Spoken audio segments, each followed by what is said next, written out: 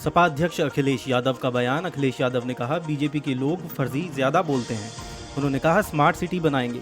आज बताओ क्या हालत है। 2 करोड़ नौकरियां कहां हैं? किसान की आय दोगुनी कहां है? खुशहाली का रास्ता समाजवादी आंदोलन से ही आएगा। एनडीए प्रत्याशी के समर्थन में सीएम योगी की बिहार में जनसभा।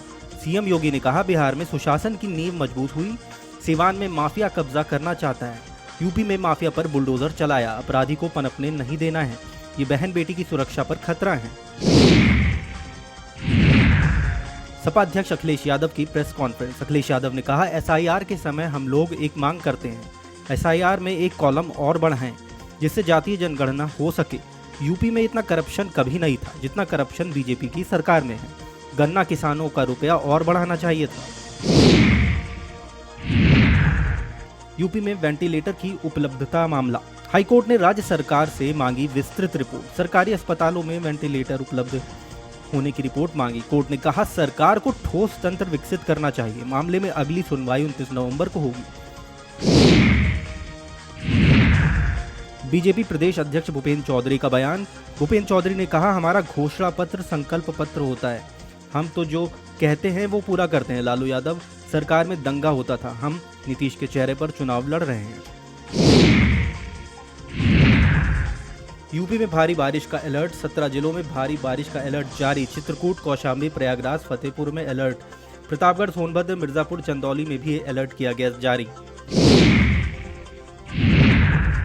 सरदार पटेल की जयंती पर सीएम योगी ने कहा, पूरे भारत को एक सूत्र में पिरोया था। सरदार पटेल ने देश को एकजुट किया था। हमें सरदार पटेल के मार्ग पर चलना होगा। जूनागढ़, हैदराबाद को देश का हिस्सा बनाया था। 562 रियासतों का भारत में विलय कराया था। दिव्यांग बच्चों के लिए विशेष शिक्षकों की भर्ती। परिषदीय विद्यालयों में शिक्षकों की भर्ती प्रक्रिया शुरू। पहले चरण में 61 जिलों में 443 विशेष शिक्षक होंगे नियमित। नियमितीकरण से पहले होगा अभिलेख योग्यता का सत्यापन। जातीय रैलियों पर रोक का मामले को लेकर हाईकोर्ट में सुनवाई। लखनऊ पीठ में दाखिल किया गया जवाब। केंद्र और राज्य सरकार का जवाब दाखिल। सरकार ने कहा, जातीय रैलियों पर रोक का है आदेश। डीजीपी ने जारी किया इस संबंध में सर्कुलर। मामले की अगली सुनवाई 17 नवंबर को होगी। बिहार में एनडीए का घोषणा पत्र जारी है। एनडीए ने एक साथ जारी किया संकल्प पत्र। बीजेपी अध्यक्ष जेपी नड्डा कार्यक्रम में रहे मौजूद। सीएम नीतीश कुमार भी कार्यक्रम में रहे मौजूद। संकल्प पत्र में 7 एक्सप्रेसवे, 4 नए शहरों में मेट्रो, 1 करोड़ नौकरियां देने का वादा।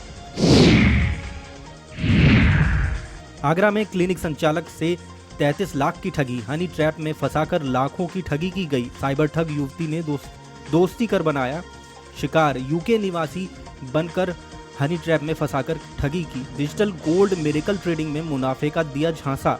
निवेश के बाद शुरुआत में दिखाया फर्जी फायदा। ट्रेडिंग के नाम पर 49,000 से शुरू हुआ निवेश पहुंचा लाखों में। भरोसा जीतने के बाद की गई ठगी। शिकायत निपटाने के लिए पैसे दो, बोली ठग युवती।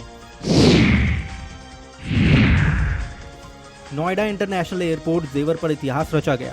पहली कैलिब्रेशन फ्लाइट सफलतापूर्वक उतरी। एयरपोर्ट के नेविगेशन संचार उपकरणों की जांच हुई। फ्लाइट ने सिस्टम की सटीकता का परीक्षण किया। जेवर एयरपोर्ट अब उड़ान के लिए लगभग तैयार।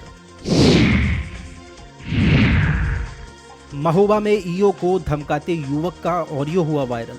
गौ सेवा उपाध्यक्ष बताते ईओ का धमकाते हुआ ऑडियो वायरल। स्वयं को मानवाधिकार आयोग का जिला प्रमुख बता रहा है युवक। ईओ के खिलाफ थाने में एप्लीकेशन देने की कर रहा है बात। सूर्य प्रकाश है ईओ नगर पंचायत कबरई नगर पंचायत का है पूरा मामला। बिहार चुनाव में प्रचार कर रहे हैं केशव प्रसाद मौर्य।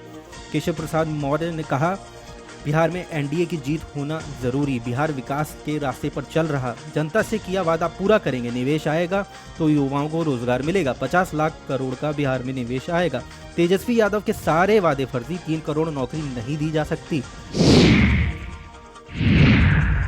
एनडीए के संयुक्त संकल्प पत्र पर बिहार के उप मुख्यमंत्री सम्राट चौधरी ने कहा, युवा, महिला, अति पिछड़ा, दलित समाज और किसानों की चिंता एनडीए ने की है और सभी वर्गों को साथ लेकर बिहार की समृद्धि के लिए, किसानों को और समृद्ध करने के लिए प्रधानमंत्री मोदी जो किसान सम्मान निधि देते हैं उसमें हमने कर्पूरी ठाकुर जी के नाम से एक योजना चलाने का निर्णय लिया है।